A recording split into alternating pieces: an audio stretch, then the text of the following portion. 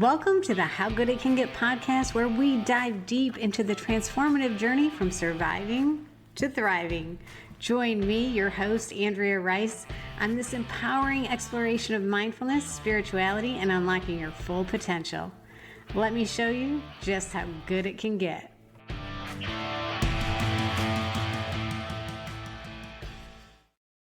And welcome back to How Good It Can Get. Today we are diving into part 2 of our 5-part series on the ripple effect of anxiety.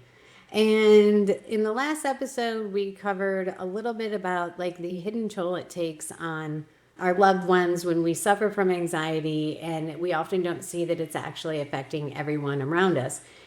So last time, Chan and I talked a little bit about the feeling of helplessness and the toll it takes on our loved ones when we are suffering from anxiety. So today, Chan, let's go a little bit beyond the emotional toll it takes on our loved ones and talk a little bit about the day-to-day impact that anxiety has on our loved ones and how they experience the world.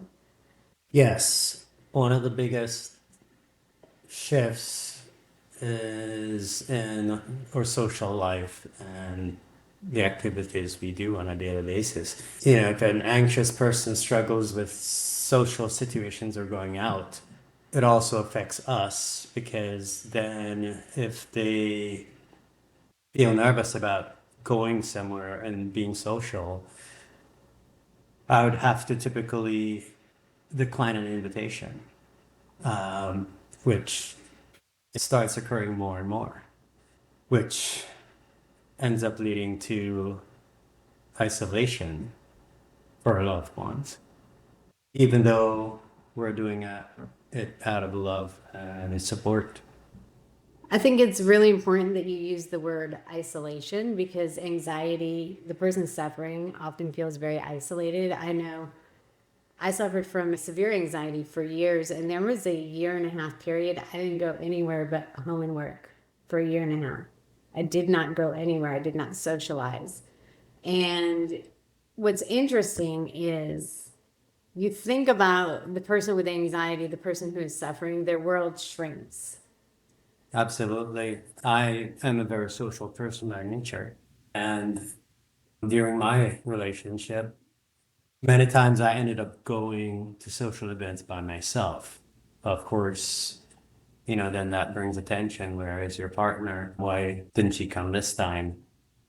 And so a lot of times I end up being alone, and over time that has a negative impact, because, as I said before, sometimes you decline invitations, you don't socialize as much, and even if I want to, and I'm doing it to support her because I didn't want her feeling left alone, which would in turn make her upset if I go and she stayed home. It's like a vicious cycle. Yeah, everyone's world is shrinking, right? Yeah.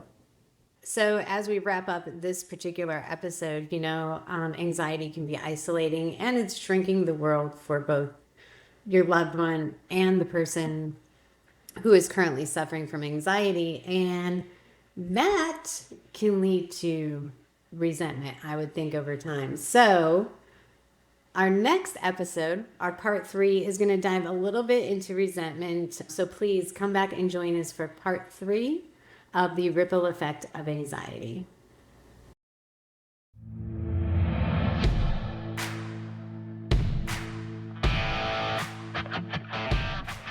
You've been listening to the How Good It Can Get podcast. Remember, the power to transform your life is within you. So stay mindful, stay empowered, and keep embracing how good it can get.